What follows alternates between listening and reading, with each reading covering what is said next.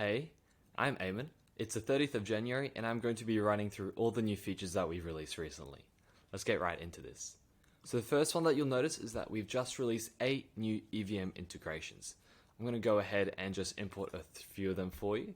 So for example, Aurora is one of those. You can simply paste in your wallet address, and similar to what we had before, when you import transactions on related chains, it will now search for all the new integrations which we have, which you can see here. We have BitTorrent chain, which is new, Boba, CLV chain, Canto, Celo, and then we also have Carver, only the EVM version of Carver, not the Cosmos SDK version, which will be coming later on. Then we have Metis as well, and that is all the new ones we have for today. So I'll import that in the meantime, and let me also get my wallet address for Metis. Perfect, so you can see that's already been imported. I will also be pulling in this wallet address, just so you can see what these transactions look like within the app. Perfect, I'll let those import. So you can see that I haven't categorized any of these yet, and I haven't touched them. And we'll be pulling in, same as all of our other EVM integrations. We will auto-categorize transactions which we can, but there'll also be many transactions which we can't auto-categorize by default. For example, here you can see this approval transactions are automatically categorized, but a lot of these near incoming transactions, which are likely to be deposits and withdrawals or transfer between accounts, have been categorized by default. Perfect. And then let's see, yep, this one has also been imported, and this should be the same with this wallet address here you will find. Perfect, you can see here a lot of these trades and approvals have all been, almost all these transactions auto-categorized, even these LP token transactions. So yeah, we would strongly recommend import transactions via our API or wallet import if possible. So if you did previously have these EVM integrations imported via a manual CSV, replace them with this API as soon as possible, just to make it as easy for you as possible when importing these transactions and categorizing them. The next new integration of ours, which we have, is our Osmosis integration. So Osmosis, you may know, is part of the Cosmos ecosystem.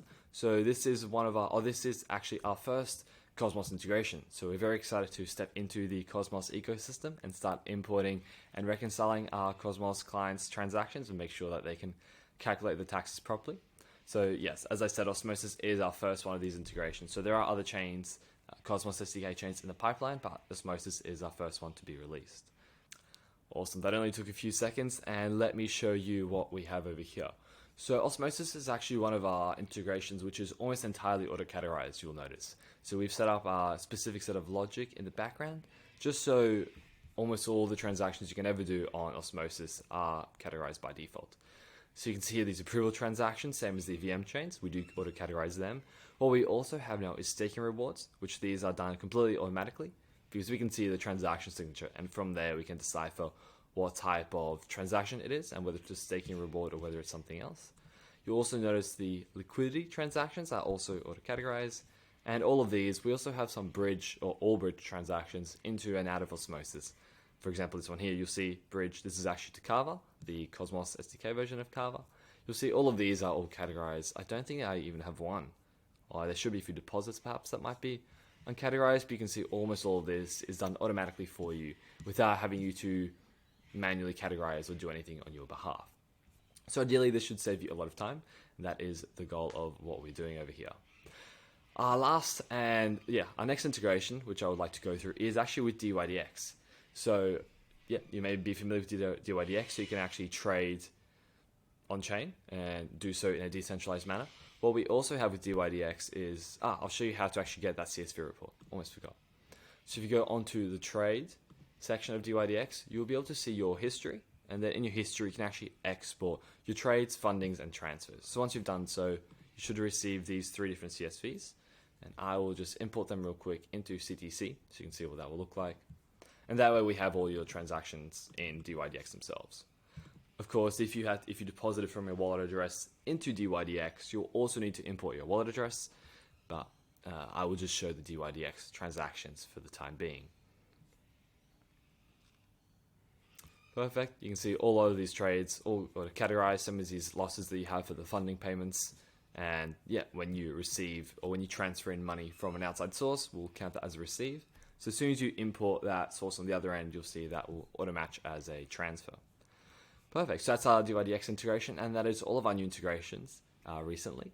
Our next and big new feature for this week, or for the past few weeks, sorry, is a new PDF report. So we have an outgoing gift and lost stolen asset report, which can be downloaded in both PDF and CSV versions.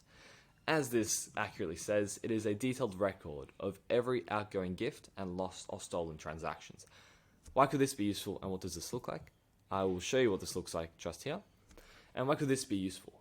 Because there are some jurisdictions and some areas where actually there is a certain amount of a threshold, let's say, where this is tax deductible, or you're not taxed on gifts. So there were some users and some clients from certain countries who actually who were required to know how many gifts and lost assets they had, and therefore they were able to deduct this from their capital gains and from their taxes. So this may or may not be relevant to you, and of course, please do check with an accountant and get some proper tax advice before using any of these reports for tax purposes. But this is a new report that we generated.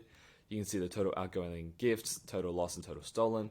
And this is just an AUD for Aussie dollar report. But you can see some of the assets and some of the transactions, which I set here in this example. And that is all I've got for the new features that we've released in the last few weeks. Please let us know what you think via Twitter or via our support chat, and I will see you in the next video.